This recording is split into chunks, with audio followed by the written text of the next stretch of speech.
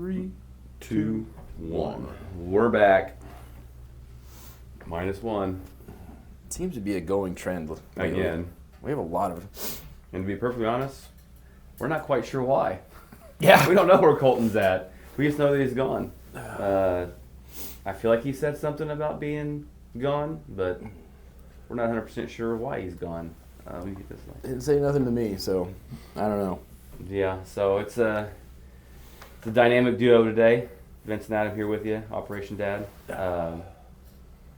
Just going to kind of talk a little bit about just our week, some dog days of my 75 hard, a servant's heart. We've got some things coming up with some service projects within our church, and just kind of our side jobs that we've got with personal training and FCA ministry with the coaches and student athletes and stuff. So hopefully you guys enjoyed this episode.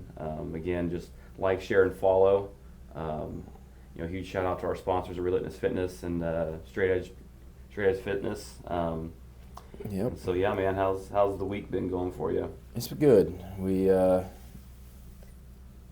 weather took a turn Tuesday, so little man didn't get to go to his t-ball practice. He was kind of bummed. And then Wednesday was, I don't know, he came home Wednesday and was very lethargic, just not himself. Thursday, I left for work, and normally when I get home from the gym, he's awake at 6 o'clock. Yeah. And I left for work at 7:30, and he was still asleep. I was like, uh-oh. Yeah. And then Kelsey texts me. She goes, he asked to go take a nap. Yeah. And then slept for 4 hours. That's right. Yep. So they rescheduled the practice for Thursday. So she's like, nope. I'm telling you, he doesn't need to go. Don't want to risk it.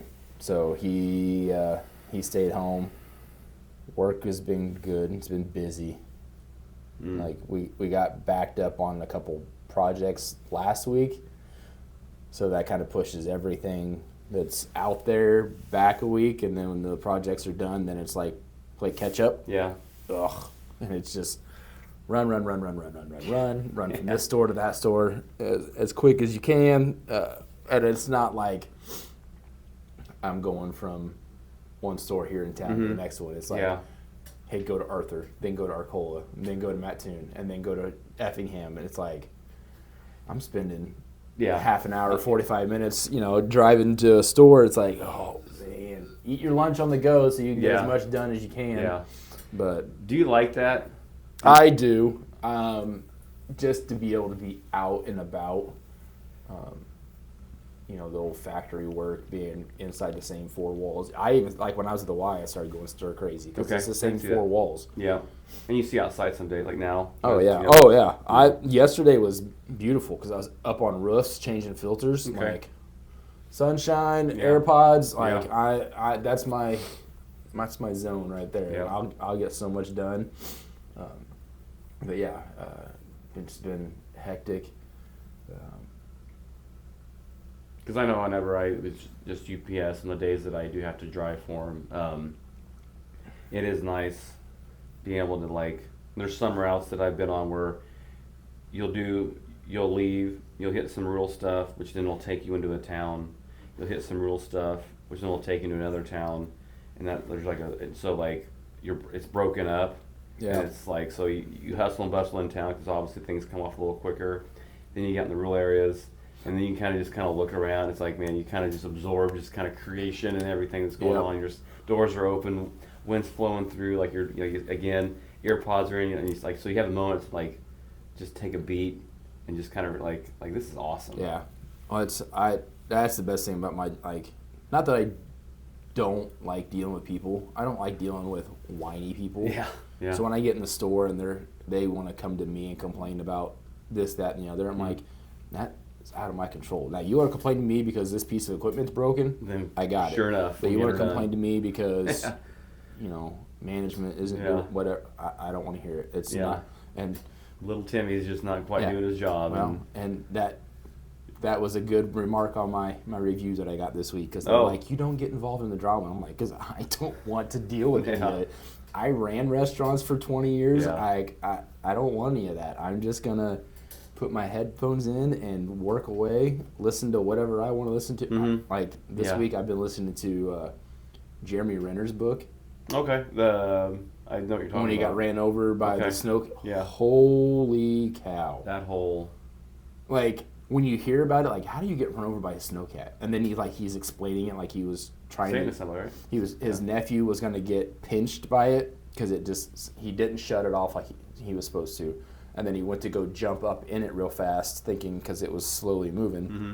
he could hop in, shut it off. Well, it was snowy, Yes. and his foot slipped, and then he got underneath it, and then they play like the live 911 calls, and it's just it is the fact that he's alive, but then he's walking and talking and no real issues. It is. It's remarkable. It really is. Yeah, it's remarkable that he's... To listen to him. And he narrates it, which I always love. Yeah, he's got those voices. And it's like, wow. Yeah. Just, what did he say? 12 days after the accident, he was at home. Okay, yeah, 12 days. Like, being ran over, eyeball out of his head, 14 broken ribs, crushed ankle, Yeah. Basically, he said he died on the snow and then came back and,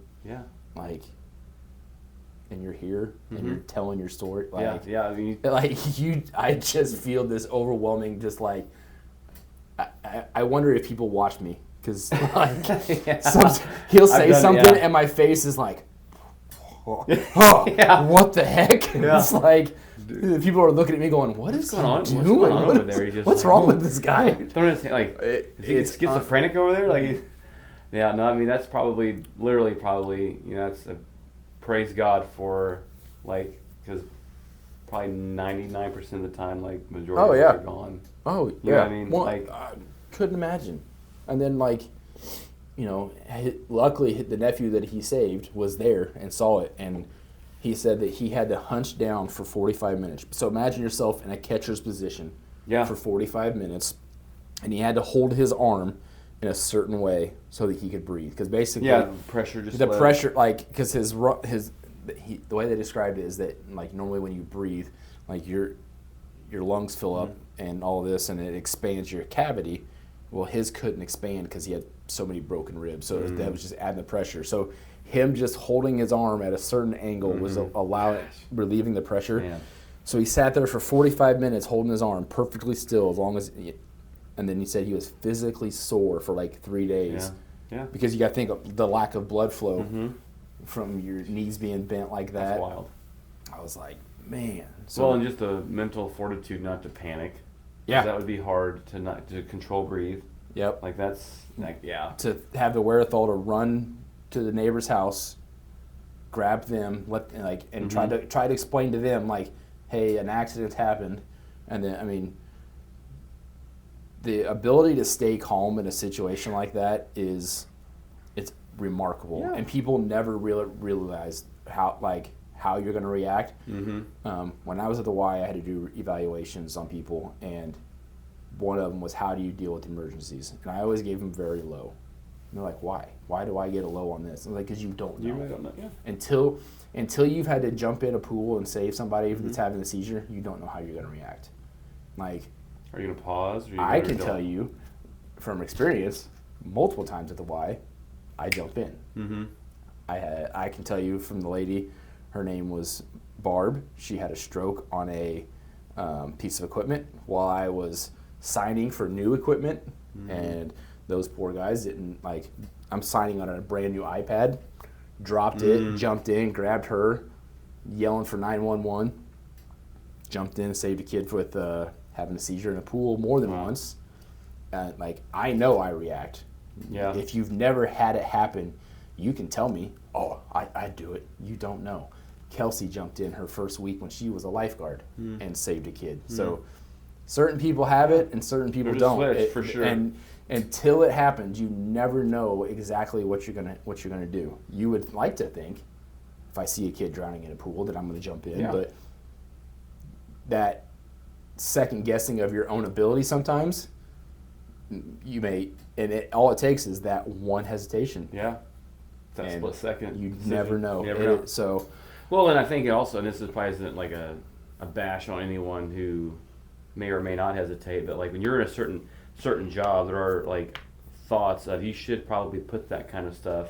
Like if you're a lifeguard, like this isn't just a job where you come and sit and make X dollars an hour at a community pool. Like you work there knowing that okay, I have to pretty much have like my mind is first to think about I'm looking more for those that might be doing something wrong, running, walking, or when I'm looking at the pool, like I'm actually scanning to make sure that everyone's heads are above water, more or less, instead of just chilling. Like this isn't a chill. It really isn't a chill job. No, it is. Same with medical field and those types of like you're going into chaos. Oh yeah. Like you deploy whatever. You're in the military. Your first response, like your job is chaos. Yeah. It's craziness. Like you just don't go like I'm gonna clock in today and I'm just gonna go sit my police car and I'm gonna wait 12 hours and come back. No, like you. And I'm sure anybody that's done it, there are stories, both good and bad, that you just will again. Right, I should have. It's been 7, 8 years since the lady had the stroke. Okay. And I still remember exactly me, the other guy that was in there with me, like to the T. And unfortunately, she passed the next day from her stroke because it was massive. It was, but yeah, like, and I remember it was the same kid that had the seizures. He was a C-car kid they had brought in, and luckily he wasn't like he had his aids with him, so it wasn't like he was seizing under the water, but he was seizing in the water, and like I wasn't sitting on the lifeguard thing. I was just making a pass through the pool to check on the lifeguard, see if he needed a break, and so I'm fully clothed, shoes and everything. I'm like, boop, in I go. I'm like, and then I hate more than wet shoes too. Yeah, it's never gonna be a perfect situation when it happens. You just have to be able to act when needed. Yep. You're not hitting the pause button and saying, "Hold on, let me take my shoes off and socks, and then we can press play, and then I'll go and save you." No, that's awesome. Well, it goes. I mean, stuff like that. Just you have to have your blinders off. You have to be able to see and hear and know when things are happening, and be willing to do it. Like you don't sign up to be a lifeguard, like you said, just to chill out. It is we talk on servanthood. Like you're serving those people, giving them the ability to know that their safety is in your hands to be in that pool. Yeah. So and they trust you. Yeah. And that's why like that stuff matters, and you guys have all the classes and all that, because because when you have all these, like obviously the kids don't know because they're just their kids, but like they're definitely, their protection is in your hands, and it's a response, like, and even those that maybe don't really look at it quite the way that we're talking about, like that, there's a huge responsibility in that, and so, and the fact that you said with the servanthood, like you have a servant's heart to be able to just and put yourself in front of things to be able to protect those or give those safety, as whether it be a lifeguard, first responder, it's in all areas. Yeah, and anything with a servant heart is not for your benefit. No, you don't do it for the glory, or at least you shouldn't. You shouldn't do it for the glory. Like it should be just to help those that whether they need it right now or not. Like just I am a huge proponent of donating my time.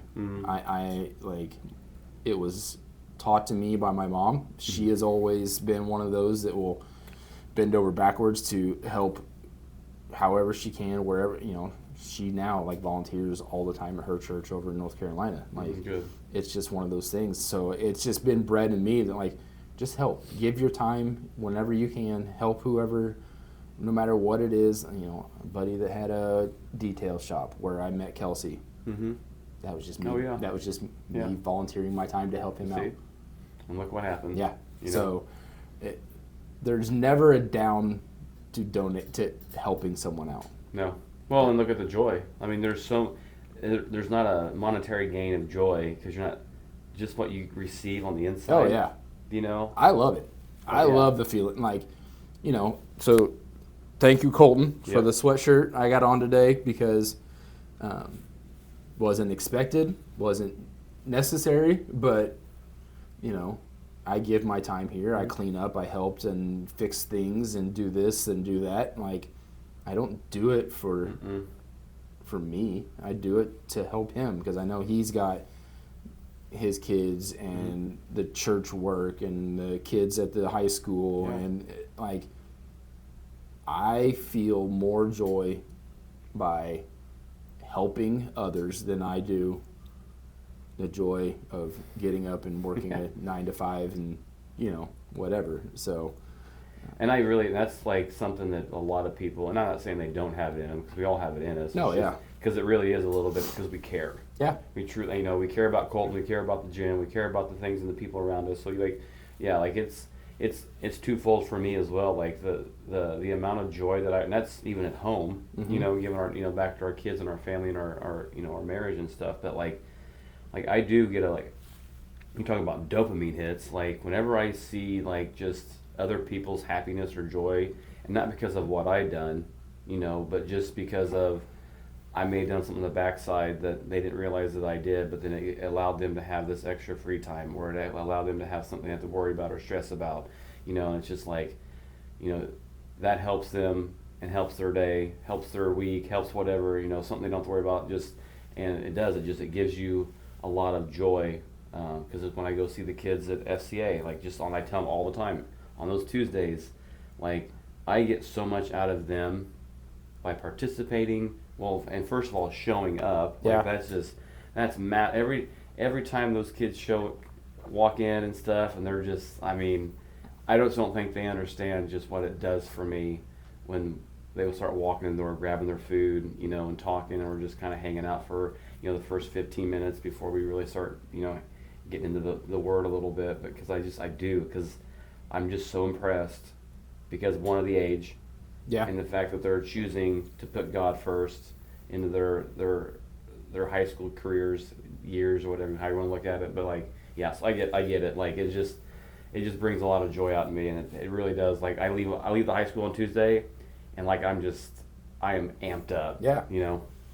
It's something else. And I would encourage anybody to,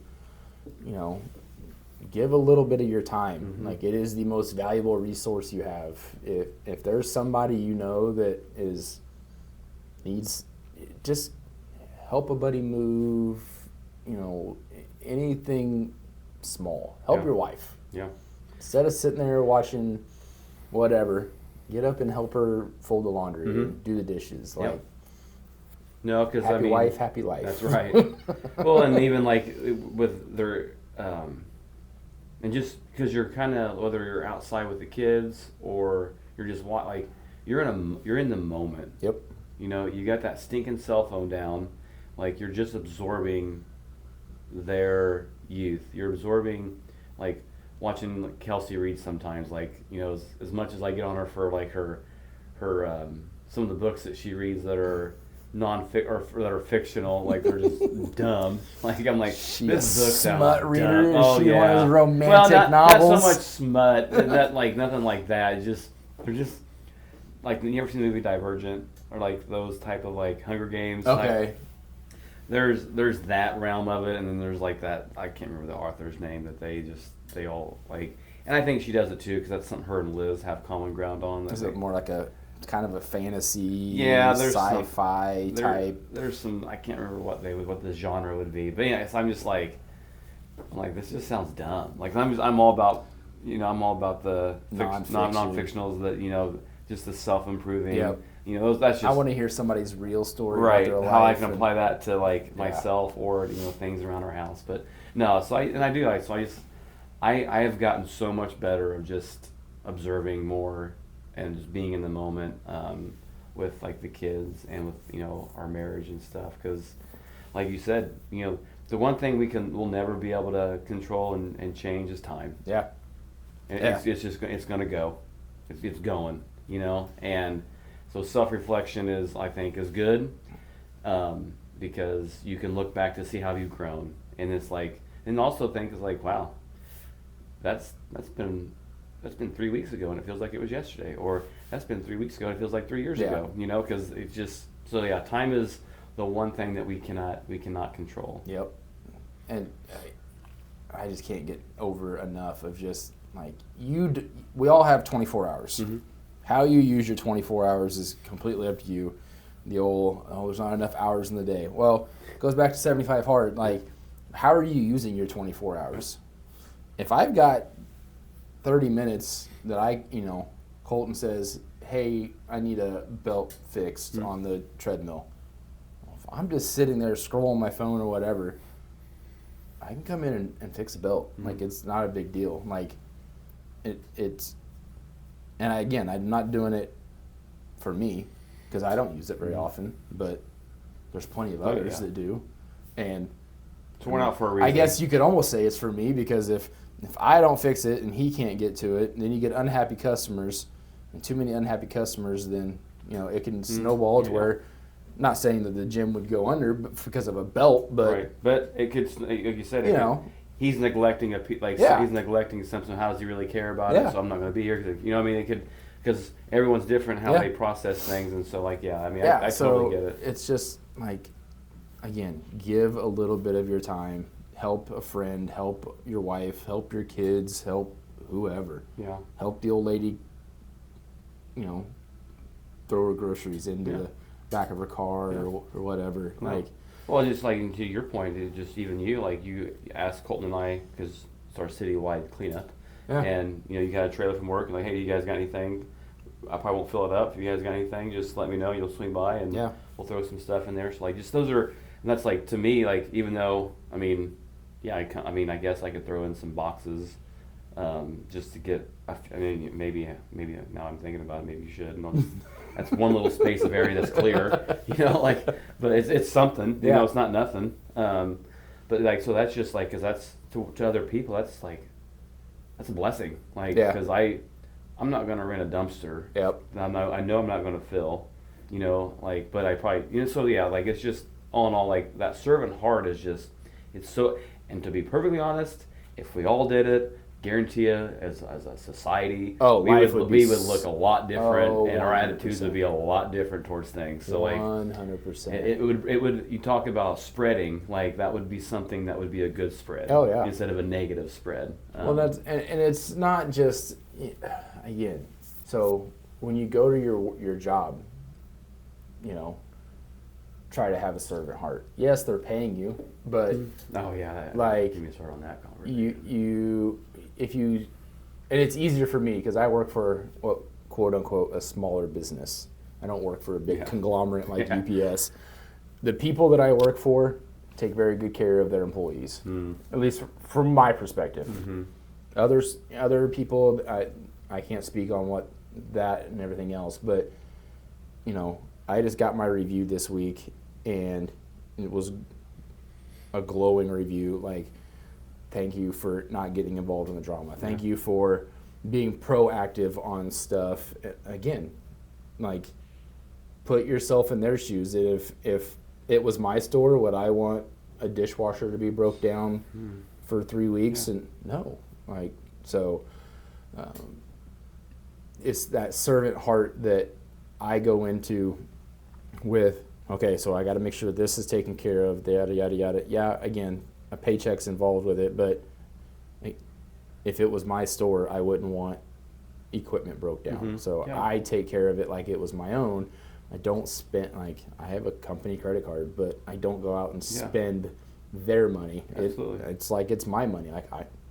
My drill's a little beat up. I could go buy a brand new, but it still works. Right. So I'm until completely craps out. Yeah, until it's completely trashed. I'm not spending and oh man, I've heard horror stories where they had guys in my position before that would just order so many parts just to have in their truck. What if I need it? Well, then you order it then. It's not a big deal. So my dad always, the golden rule was if you used it 2, if not 3 times, then you probably need to get your own. If you're borrowing, so then because there's some people that treat that kind of stuff like it's the federal government. Because back in military days, or if you were given, we'll say $5 million for our battalion, and if we didn't use all that $5 million, you thought you would be good, and by keeping it, they'll give you less. Maybe less because you're able to survive on. So we're only getting 4, so they've got to spend 5 to show that they can get 6. It's like, so people like have that attitude. Yeah. It's like, that's, it's like a smaller Yeah. business like that begins to add up. So like I totally get that, because I'm like you, if it till it burns out, batteries only last in 5 minutes, like Yeah. I'm just going to use it.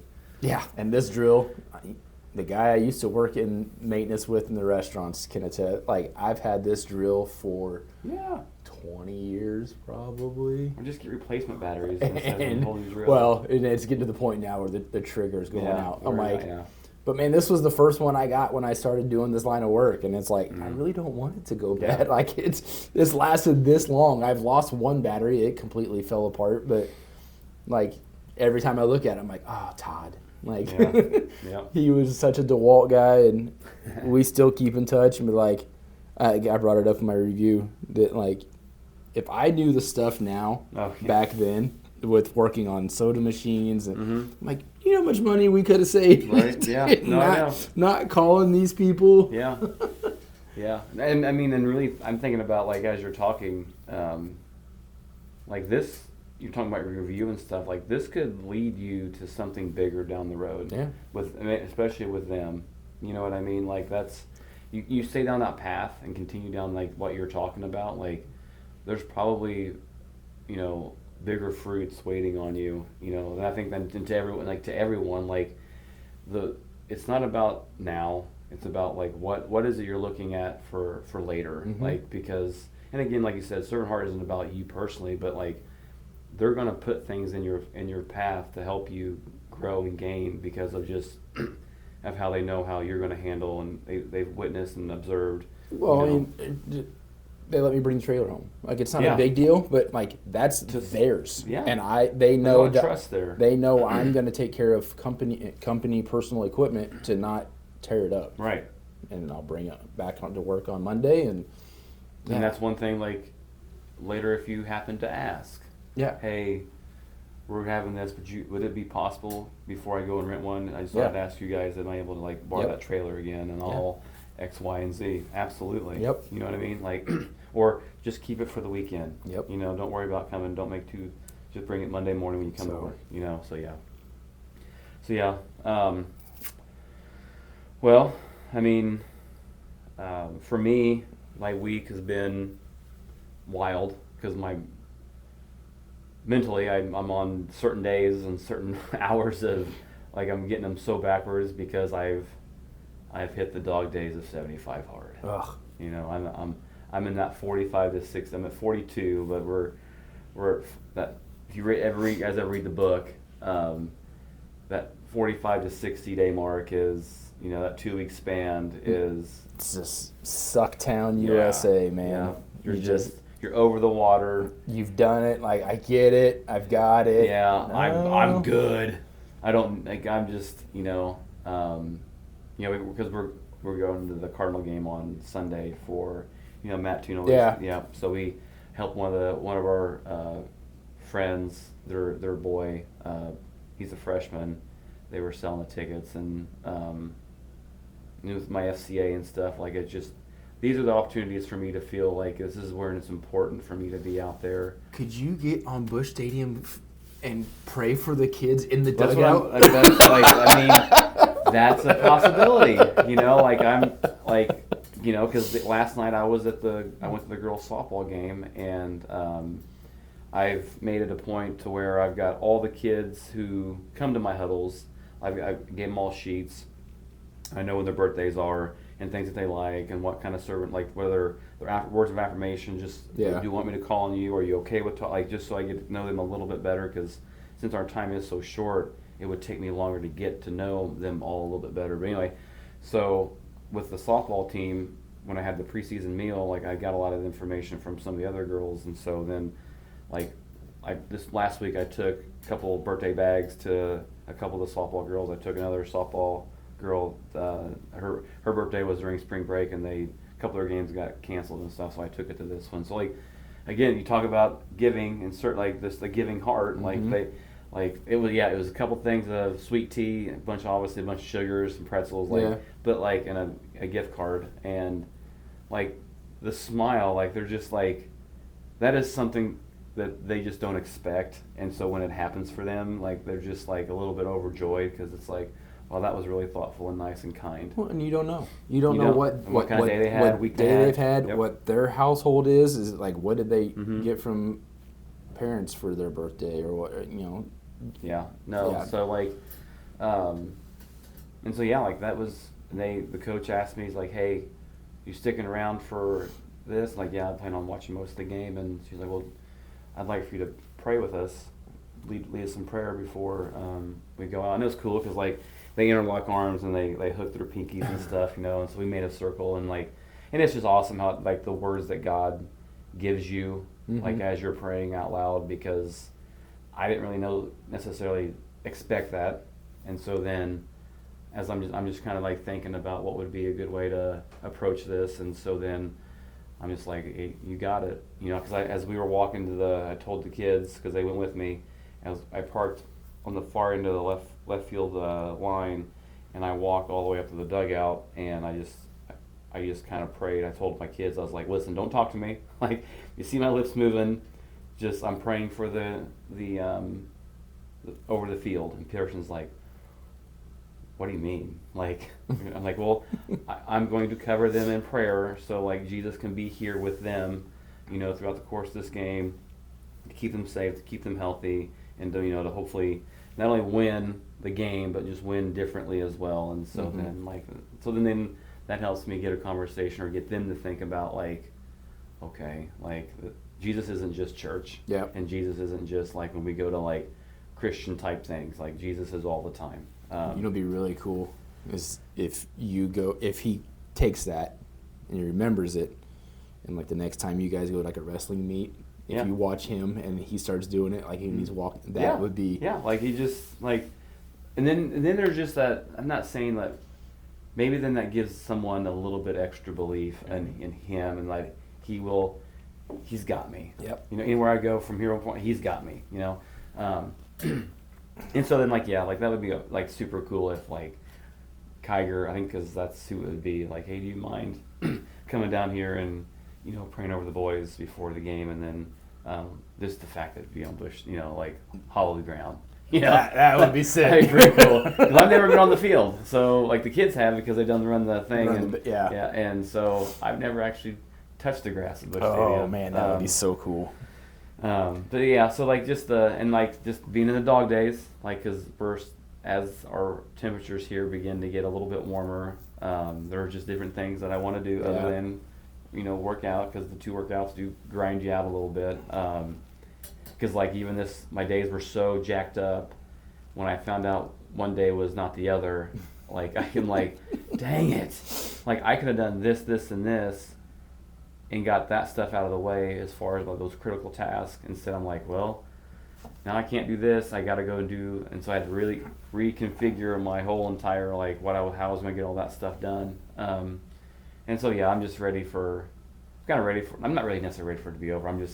I think if you go back and listen to the other episodes, like it's always the second workout for me. Yeah. It eats away at but it's only 45 minutes.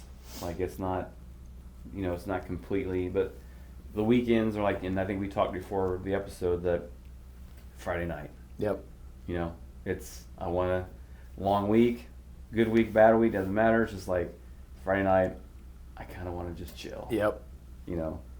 But Kel's saying that we're going for a nice brisk walk, and that is our time. Yeah. And so it's fine. We got kids were just hanging out, and so we had the conversations are always good and productive because we're not being distracted. Well, that's what's nice too, is that even when like with the weather changing, if you can get the kids out, like I've seen you guys on the bike path before, where the kids are riding their bike. Yeah. Yours are old enough where you can be like, okay, just go down the stop sign and wait. Yep, wait for us down there, do whatever. It's where you guys you got the whole family involved, but they're off doing their thing, and you and Kelsey can still do yours. And I need to get back at I do not want to be like, oh, this is the 1 year I didn't do anything. Like I just. Oh really? I haven't done 75 hard. I've stayed pretty strict and everything. Yeah. Like the discipline is obviously stuck with me. That's good, and that helps. If it does, But I haven't read as much as I have in the past. I really need to get back on it and start doing it. But So yeah, I've just been a little wuss. I'm like, I don't want to walk in the rain. I don't want to walk in the snow. I don't want to do. Yeah. Well, we've been fortunate enough. Like I think that I really do feel like when I started, that might be the best time. That's what I did last year. You know, because you've got some, Yeah. just not a lot. You know, Yep. January, February, That sucks. it sucks. You know, March, staggered days, the Yep. rain a little bit, but not like the cold, snowy, icy. Yeah. One day it's this, next day it's that. You know, like so. No, that March time frame seems to be probably the better of the whole. Yep. And when they get nicer, it does kind of like help spur on a little bit extra. You know, it's psychological because when it's sunny and nice out, like I'm more prone to go run. Yeah. Whereas like if it's just kind of like yesterday, it was a beautiful day. As soon as the game started, it got super chilly and gloomy. You Yeah, know? the wind picked picked up. Yeah. And so like, I just really don't feel like going for, or like a couple of those days when it was windy and I did run, like because I think you posted something because it sucked. That Yeah. wind was blowing in your face. Now, granted, it was the direction I went. It was great on the way back because it was behind me and it was pushing me. See, that day I posted that, like, because I'm big on just, because I don't run enough. I like to stay in, like, zone 2. Yeah. But that day I was like, if I stay in it long enough, though, it shortens my stride so that it puts a little more pressure on my hips and my knees. I'm like, this is just uncomfortable. It's like the first mile out, the wind was behind me. I was nice and slow. I was breathing great. Yeah. And then I turned the corner. I'm like, all right, I'm going to push this mile back. You weren't eating it. And that mile back, well, that's what sucks about Mattoon is that, like, 14th Street sits up here, Yep. and everything kind of drains off this way. So I was down at, like, Logan Okay. running back. So I'm basically running back uphill Sliding clank, yeah. into the wind. It was just like, Yeah. felt like I was flying. I'm like, dude, this is like an Yeah. 8.5 yeah. minute mile. Like, I'm booking. And I look down, it's like 9:15. I'm like, what? No. Just eating that Oh. air, man. Yeah. Yeah. And here before too long, it'll be what I refer to as breathing pudding because it'll be so thick with humidity. Yeah. And Yeah. So yeah. But yeah, I need to get back out and get into the program again, get back to running. I just gotta, oh man. So yeah, no, and it'll be good because once we get done, I'll be like it's mid-May. I think is when I'll be finished up, and so we'll be approaching Kelsey's birthday and going on vacation for that stuff and those types of things. And so yeah, no, I mean that's that, and I had my Spirit Week for FCA. Chick-fil-A reached out, and we had a couple hours where the proceeds went back to the ministry and stuff. So that was good. Made $200 off that, and that kind of stuff. Like, regardless, I mean, that helps a ton. Like, and my thought process, that doesn't matter if it's 5 or 25 or whatever. Like, I didn't have that yesterday. Yeah. You know, like, and so it doesn't like I'll take any of it at any time because, and I need to do a better job of just posting more of what the kids have done or doing, especially in the classrooms and stuff. Of just because we've got kids from different denominations that are there for a different reason, you know, and so like if you can get them to understand like how biblically you can tie it in with sport, how they can begin to lean on Christ more on some of the things that it isn't about them. You know, like the mantra for the softball team was playing for an audience of one. And then when I explained that to him, that wasn't individually you, like you're playing for him. And so like that, and it allows them to kind of drown out the noise. Yeah. You know, because you're focused on him, then honestly, it should feel like you're a little kid again, and you're just out, you know, the heart of a kid, you know, like the spirit of a kid, and like they don't care. Like you watch, like I've watched Pearson, like it's soccer, you know, and he's made strides. Like I think he's beginning to turn a real corner on some things, like as far as his little male maturity, because he's unloaded a dishwasher by himself at times. He's done a pretty decent job of making sure his room stays clean. And now at practices and stuff during soccer, like they run laps and stuff, and he was kind of middle of the pack behind, and now he's like leading, and he's like second a lot of the times, and he's not stopping. Like he wanted to go get his baseball bat out of the car yesterday, and then where we were at, he had to go around the entire baseball field, and because we were over that lift, and I'm like, and I watched him. He ran the whole way there, and he ran the whole way back. So that's different for him. So I think so. I think he's getting stronger. For the back to the kids, the high school kids is like, they put themselves in a lot of pressure situations that are unnecessary and things that they can't control. They had a really bad inning, and I so desperately wanted to walk in the dugout and just because they come together at the inning, and just turn the page. Not one thing that you did that inning was any different than someone else that might do. We're still going to strike out. We're still going to have bad pitches. We're going to have bad throws. We're going to make little errors. Let it go. Have the control mind the controllables of what you can control. Have the mind of a goldfish. Yeah. Exactly. It's gone. It happens. And so, it's done. Or look at it as when you go up to bat, get it back. Yeah. Let's get it back. Let's make up for that. Pick each other up now. And that's when I noticed too. There wasn't a lot of talk. Because they were down, and then they came back and took the lead, and believe it or not, they were actually up 6-7. It was 6-7. I had Bud take a picture of it. I'm like, hey, take pictures, make sure you attach that. And then they had another bad inning, which and that's sports. Yeah. All it takes is one bad inning. Yeah. One bad play, one bad bad series, whatever. But just trying to go to Christ and try to find that encouragement. And that's why I told them a lot, you have to figure out ways to be, your strength might be just encouragement to them. Yep. And let them, and try to get them to forget about it, because they will dwell. Oh yeah. They'll hold on to it. And unfortunately, girls are way worse at that than. I just want them to there's certain leaders on there that need to go over even during, and say, hey, it's all right. You're good. You're good. Especially a pitcher. Yeah.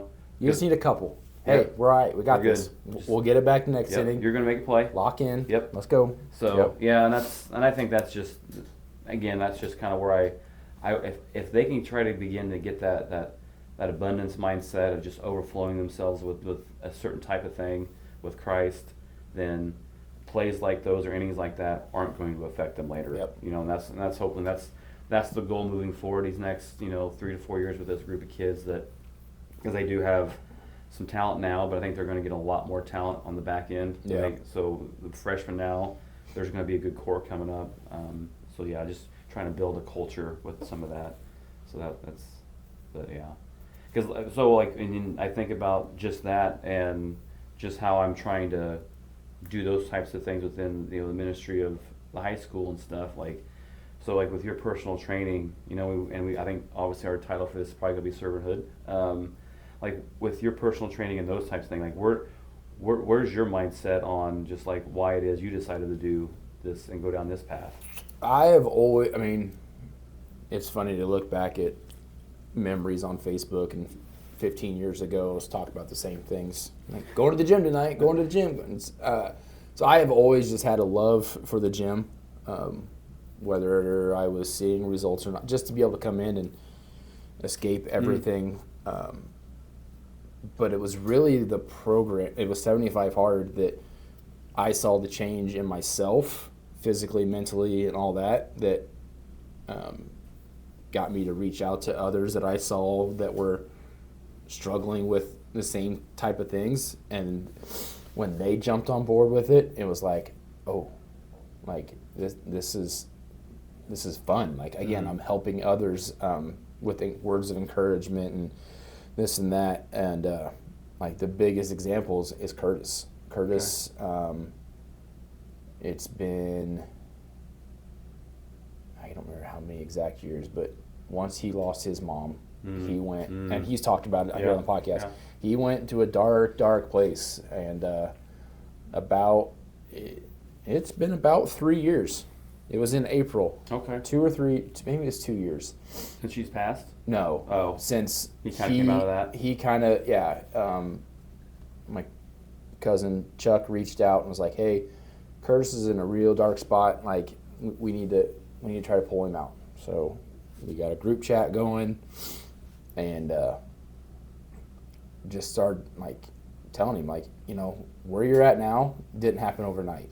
Rome wasn't built in a day, you know, but like you don't gain the weight in a week. You can't expect to lose it in a week. Like, it takes small little wins every individual day to get to where you want to go. So he lost, 80, 90 pounds, hurt his shoulder, gained it back, and now him and Colton are in this little battle of theirs, this little competition, because, you know, Colton fell off last year and gained weight back. And so they're using the competition as, you know, motivation for each other.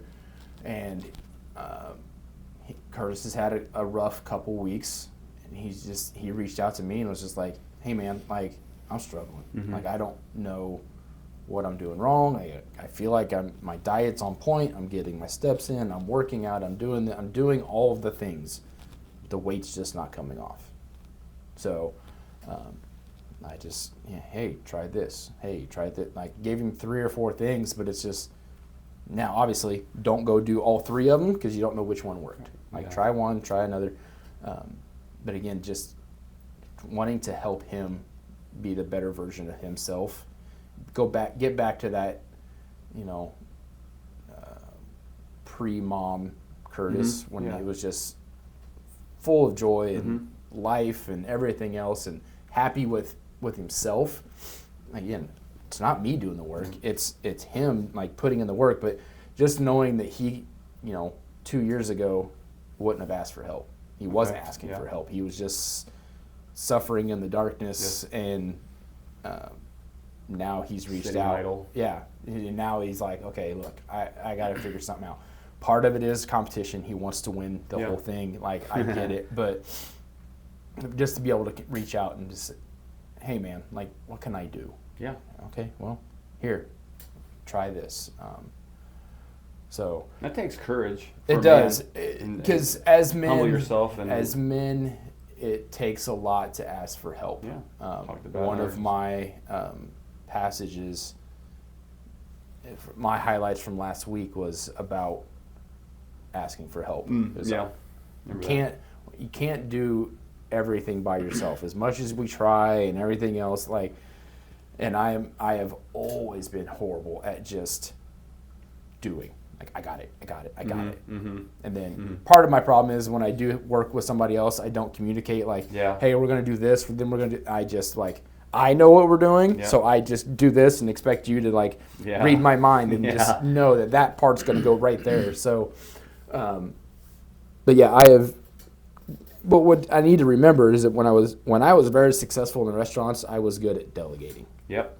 Like, I showed up, I made burgers, I had somebody do my schedule, I had somebody do my inventory, I had somebody do my truck order, I had other people doing other jobs for me, and then I ran the store. And so, which in turn helped them, because one of them that was doing one of those jobs ended up taking my spot. Yeah.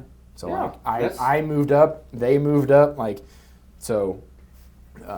That's the cycle you want. Yes, exactly. And so, like, and ideally with Curtis, he's doing these things, and hopefully his daughter will see it, and she'll want to do it. But yeah, so we'll see. That's just my thing. I want to see the best version of people, physically, mentally. Yeah. Because coming to the gym isn't all physical. If you are having a crap week or whatever, there is nothing better, in my opinion, than to come in here, whether you put headphones in or you're just one of those real psychos that works out in silence, and like, but just move your body, whether it's weights, run, walk, something. Just do that, and your mental is better. And you, no matter how good physically you may feel, if you're mentally off, you're off.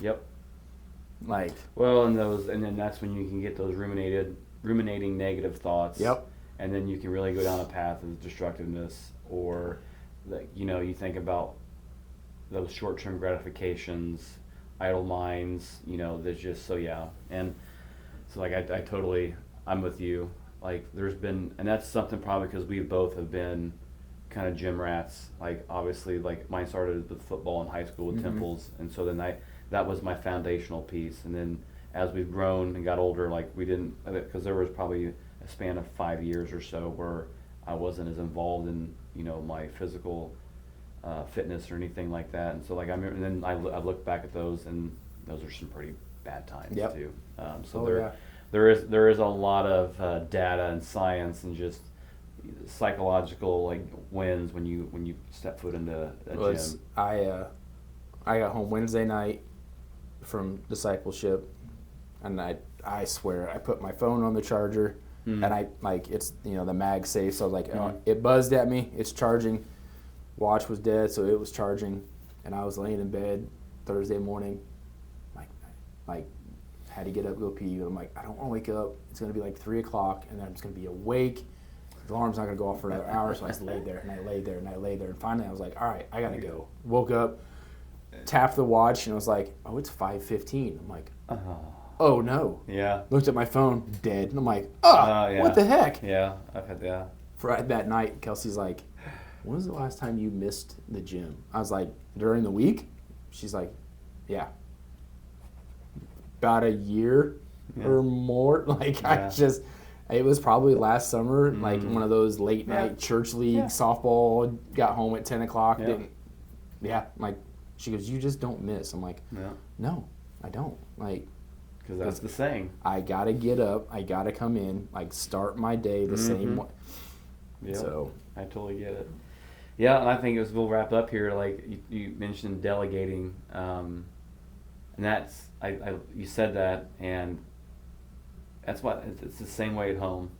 I delegate so much to Kelsey, and she does the same with me, but with the kids, because kind of like the whole point when you talked about earlier before the episode of, showing the trailer part. Like when you show them things, or they get then that's how they troubleshoot problems. That's how Pearson decides that he wants to unload the dishwasher by himself, because he's done it so many times by himself with Arya that he can handle it by himself now. Yep. So like if one of them's not like, I can, other than probably some knives and things that he actually physically can't reach at, like he can unload that sucker by himself, and so like it's getting that. So delegating is just there's so much gaining from delegating to others to get them, and then you can self-correct, or you can, hey, while they're doing it, maybe whether it's looking dangerous, or like maybe give them pointers, or consolidating the glassware,